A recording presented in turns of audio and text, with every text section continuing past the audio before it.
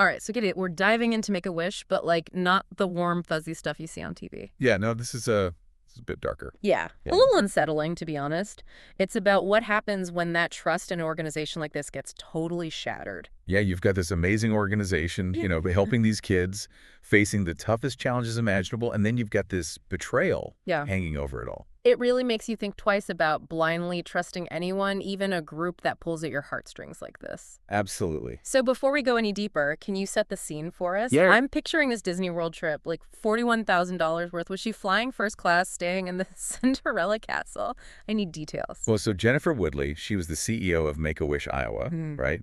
And she was accused of using the organization's money for all sorts of personal things. Okay, so not just for the kids. Nope. And yeah, that included a trip to Disney World, concert tickets to see Garth Brooks, even gifts and stuff for herself. While we don't know every detail about her Disney trip, it's safe to say $41,000 could easily cover a pretty extravagant vacation for a group of people. Oh, yeah. No kidding. So not just a quick weekend trip. This was a full-blown splurge on Make-A-Wish's dime. And it wasn't just Disney, right? There were other charges, too. Exactly. That credit card. Forget about it. Personal spending all over the place. Nothing to do with helping those kids. And this wasn't some tiny chapter either. Make-A-Wish Iowa serves a lot of families, so that missing money represents a lot of wishes that could have been granted. Man, that's what makes this so disturbing. It's not just the dollar amount. It's the broken promises the kids and families counting on Make-A-Wish. It makes you think about how many charities operate on good faith. Is that even realistic? You've studied this world. How do you feel about it all? Honestly, it's pretty disheartening. Nonprofits need people to trust them, need those donations. Yeah. When something like this happens, it makes people think twice about giving, not just to Make-A-Wish, but to any charity. Yeah, you're right. It plants that seed of doubt. Like, if it can happen here, where is it safe? So what happened to Woodley when this all came out? So first off, they fired her immediately. Makes sense. But it went further than that. She was hit with criminal charges, first-degree theft, and unauthorized use of a credit card. We're not talking about a slap on the wrist here.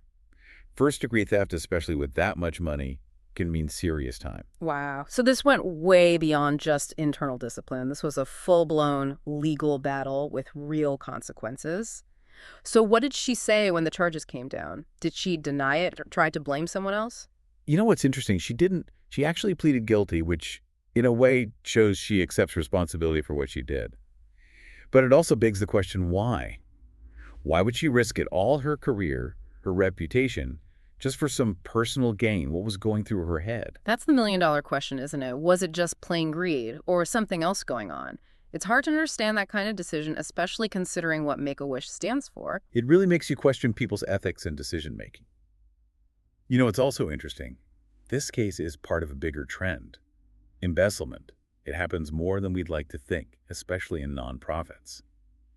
We've seen tons of high-profile cases, some involving even more money than this one.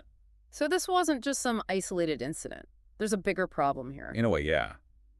It shows just how badly we need better safeguards, more transparency in the whole nonprofit sector. It makes you wonder if there's something about how nonprofits are set up, how they get their money, that makes them vulnerable to this kind of fraud.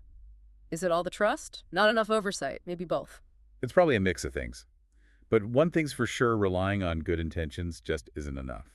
We need systems in place to stop this kind of abuse before it happens. Okay, so we've talked about the legal side, the ethical mess. What about the personal fallout for Woodley? What happened to her life, her reputation after all this came out? Let's just say her reputation took a major hit. It's hard to imagine anyone giving her that kind of responsibility again, especially in the nonprofit world.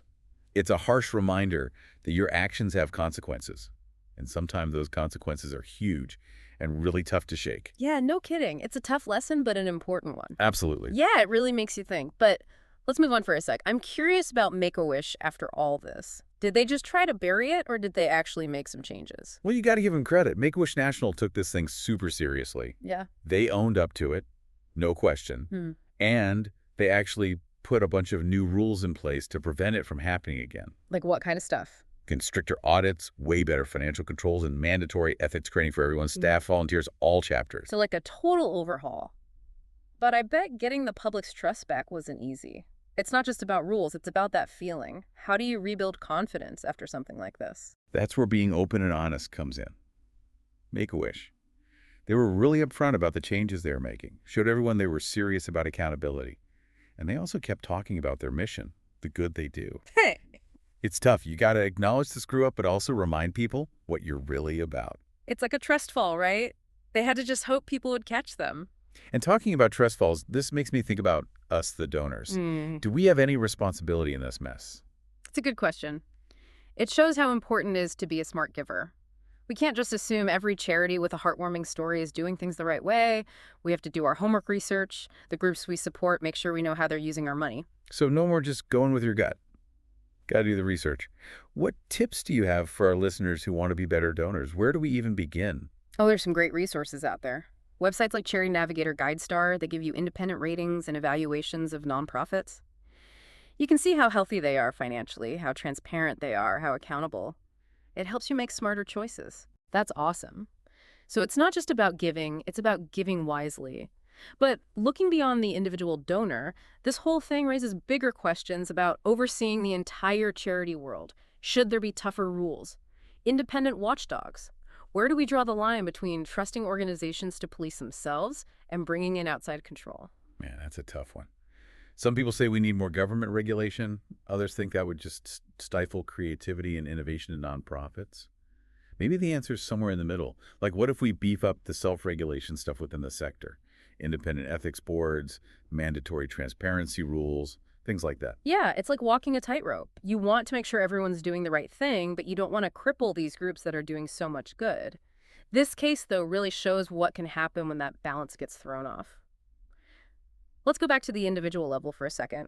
We talked about donors doing their homework, but what about the people working inside these nonprofits? How do we create a culture of doing the right thing from the inside out? That's where leadership is key. You need ethical leaders at every level, setting the example. It's also about making sure employees feel safe speaking up when they see something wrong. Having a culture where whistleblowers are protected and concerns are taken seriously, that's huge. So open communication and a clear commitment to doing things the right way makes sense. But I can't help but wonder if there are also bigger forces at play. Are there things about how nonprofits are structured or funded that might accidentally contribute to these problems? That's a really interesting point and something worth looking into more deeply. For example, the constant pressure to get funding to show results could in some cases lead to prioritizing those results over ethical considerations. It's a complicated system, and we need to understand all the factors that make it both successful and vulnerable. It's like peeling back the layers of an onion, right? Always something else to discover.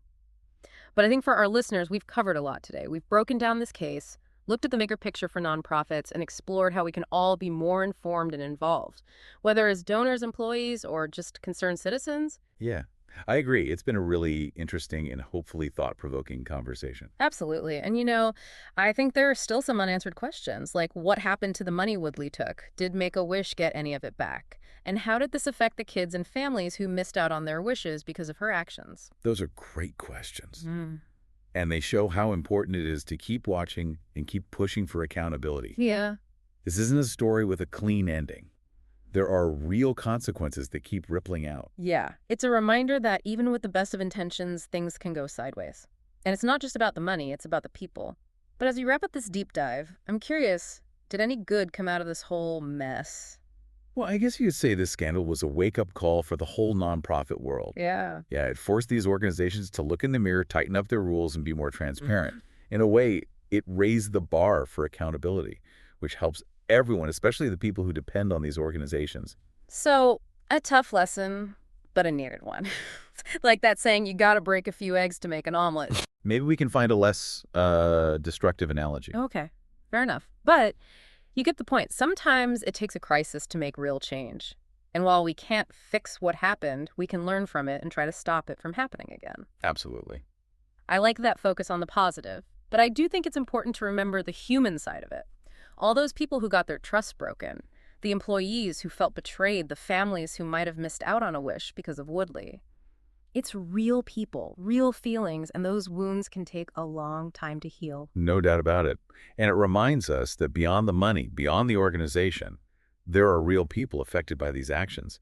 Trust, once it's gone, it's hard to get back. It's like a ripple effect, right? One person's choices can touch so many lives in ways we can't even imagine. It's a powerful reminder that we're all connected and that leadership trust. Every decision we make comes with responsibility. It's not enough to just talk about doing the right thing. We have to live it. It's not just about checking boxes or having a rule book. It's about building a culture of integrity where doing the right thing is just second nature. Exactly.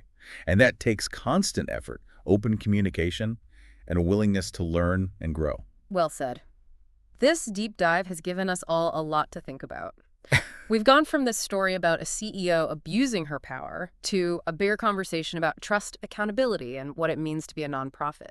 It's been quite a journey. Yeah. And hopefully our listeners are leaving with not just a better understanding of this case, but also a renewed sense of responsibility when it comes to supporting the causes they care about. That's the goal, right? To inform our listeners, to get them thinking, and to make a difference. Hmm. Who knows? Maybe this will inspire someone to take a closer look at the organizations they support, ask some tough questions, and make sure every dollar they give is doing some good in the world. I hope so. Me too. So on that note, I think we've reached the end of our deep dive. As always, thanks so much for sharing your expertise and insights with us. It's been a pleasure. I enjoyed it. And to our listeners, thank you for joining us. We hope we've sparked some curiosity, some critical thinking, and maybe even some conversations at home. Remember, knowledge is power, and together we can make a difference. Until next time, stay curious, stay informed, and stay engaged.